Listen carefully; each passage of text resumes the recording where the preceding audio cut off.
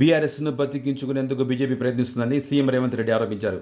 BRS చచ్చిన పాము, దాన్ని బతికించుకునేందుకు బీజేపీ పరోక్షంగా ప్రయత్నిస్తుంది. అందులో కిషన్ రెడ్డిది ప్రధాన పాత్ర అని సీఎం రేవంత్ రెడ్డి ధ్వజమెత్తారు. ये न्यूज को पेश करते हैं हैदराबाद होम अप्लायंसेस। బీఆర్ఎస్ సచ్చిన పాము, దాని గురించి మీరేం సమయం వృధా చేసుకోకండి. కానీ బీజేపీ మన నీటి కేటాయింపుల మీద 11 సంవత్సరాల నుంచి ఏ నిర్లక్ష్యం వహించిందో, ఏ సహాయ నిరాకరణ చేసిందో ఈ రోజు కూడా అదే విధానంతో ముందుకు పోతున్నారు. మన ఫోకస్ అంతా కూడా కేంద్ర ప్రభుత్వం మీద, బీజేపీ మీద పెట్టాలి.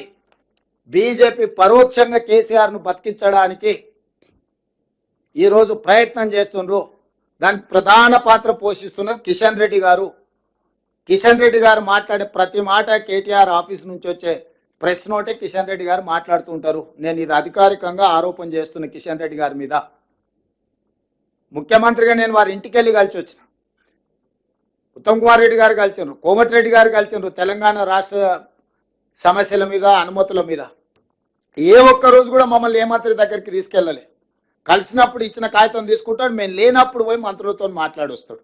సేమ్ జలశక్తి మినిస్టర్తో కూడా మేము వెళ్తున్నాం అంటే ముందు రోజు సాయంత్రం ఇక్కడ హైదరాబాద్లో మీటింగ్ పిలిచినాము, ఆల్ ఎంపీస్ మీటింగ్.